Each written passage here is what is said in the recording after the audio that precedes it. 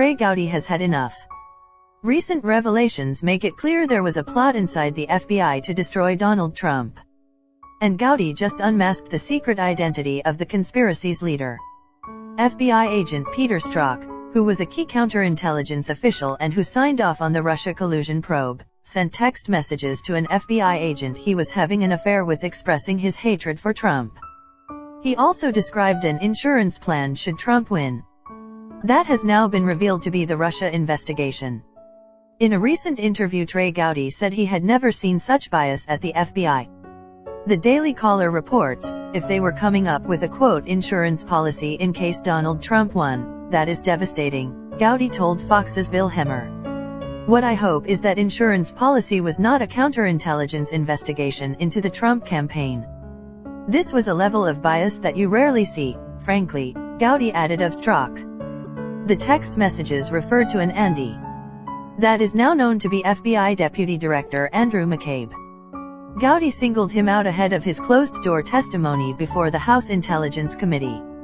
The Daily Caller also reports, Gowdy said that McCabe is of interest to the committee because he cuts across every facet of every investigation in 2016, from Secretary Clinton's email to the investigation into the Trump campaign. Republicans on the committee will likely press McCabe on the conversation referenced in Strzok's text message as well as his involvement in the early stages of the collusion investigation. As the FBI's second-in-command, McCabe was likely directly involved in the investigation, which was opened in July 2016. And as the FBI's number 2 counterintelligence official, Strzok was picked to supervise that investigation. Several weeks earlier, Strzok was helping lead the FBI's investigation into Hillary Clinton's use of a private email server. Strzok conducted the July 2, 2016 interview with Clinton. Asked about Mueller's investigation in light of the Strzok revelations, Gowdy offered limited praise. I am heartened by the fact that Mueller kicked Strzok off as soon as he learned. I just wish he'd have learned sooner, Gowdy said.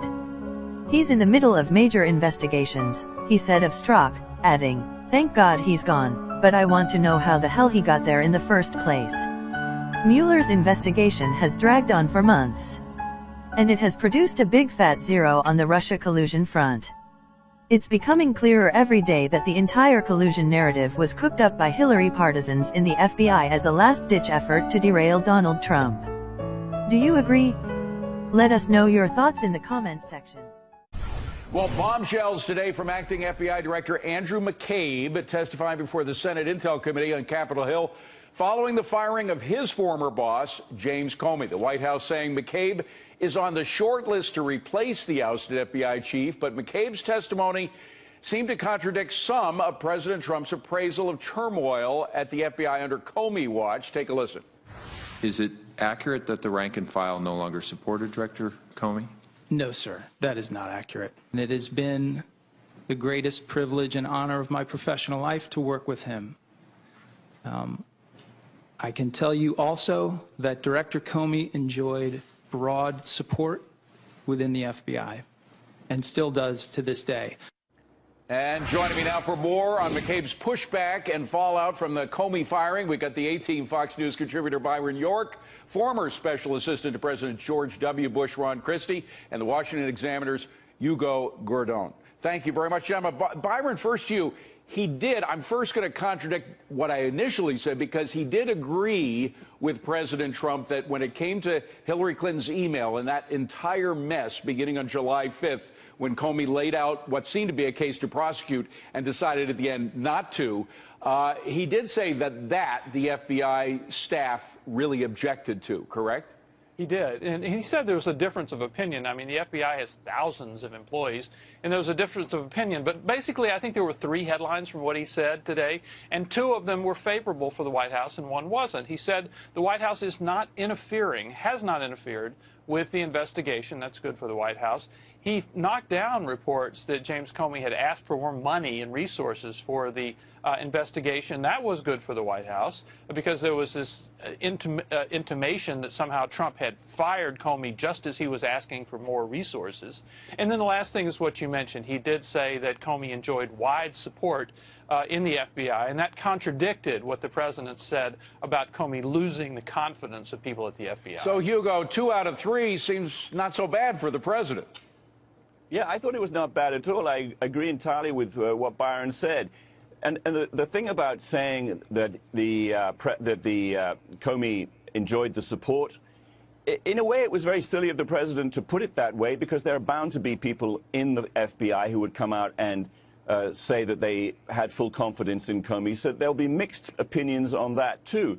But on the really clear things, that the investigation was not under-resourced and that it was not normally the way that resources would have been requested, and that there was absolutely no sort of decline or diminution of the investigation. All of those things that McCabe said were actually in the president's favor. But, Ron, you look at the mainstream media and you see this breathlessness about how everything that McCabe says seems to contradict Trump talk, and how, in fact, the president's in deeper. I mean, when are we ever going to find some kind of truthful statement or recap of what has happened on Capitol Hill from the press, if ever? Good evening, David. I don't think we will, certainly not in the short term. The narrative that the mainstream media wants to spin here is that, of course, the President of the United States fired Comey because, of course, in this investigation, they were closing in on him about this Russian influence in our election, and therefore Comey had to go to spare the President the embarrassment. Fact of the matter is, when you listen to what the director of the FBI had said previously, there was no collusion. If you look at what our intelligence communities in the House and the Senate side have said, there was no collusion directly with the president and or his campaign. But that's not the narrative that they want to spin, David. And until they decide to actually look at the facts, follow the facts, and lead to this juncture, there's no evidence. That's not in their best interest, because that doesn't put eyeballs for them to sell advertising. Well, and Ron, you get this sense that, in fact, there is this sort of determination to find something against the president that could lead to impeachment, right?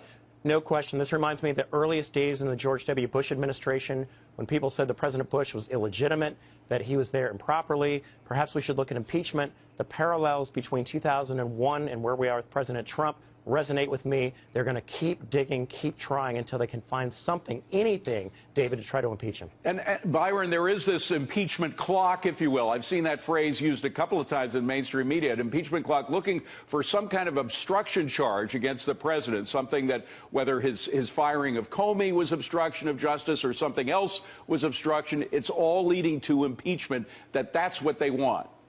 There's no doubt there are members of Congress who want to remove the president from office. I mean, Maxine Waters has talked about impeach 45, 45 being the president. There's also been talk about using the 25th Amendment to somehow declare the president unfit, perhaps mentally unfit for office, to try to remove him. But this is all about 2018, because bills of impeachment began in the House of Representatives, and one is not going to begin in a Republican House of Representatives. So they have to win the House, and then I do think you'll have serious talk, whatever Trump has done by that time, you'll have serious talk about impeachment. I want to talk about the House, Hugo, but I don't want to get away from the media for the moment, because I love Rush Limbaugh's description of how he thinks everybody's got it wrong. Most people think it's Democrats influence the media. He says it's exactly the opposite, that the media is actually now in charge and really kind of guiding all of the various political narratives that are picked up by politicians. Do you see any of that? Yeah, I think there's a lot of truth in that. The media are immensely powerful, and they are clearly, I mean, they have been described by the president as you know, his enemy, or the enemy of the American people, and to some extent they are proving him right. There's a lot of what is going on in media reporting which shows a distinct animosity towards him. I think that there's, you know, even if one doesn't get to impeachment, there's no downside on this for the Democrats, because they are undermining the president's ability to govern. I mean, if they can make him a failed president, that's pretty much as good, because then they can win in 2020. Ron, do you think that's a little too conspiratorial, that the media is pushing this political agenda? Absolutely not. And going back to what Byron said, I think it's very important to recognize the significance of what he said. Articles of impeachment have to start in the House of Representatives. The Democrats' main target right now is to retain control of that chamber so that they can find a way to try to bring articles.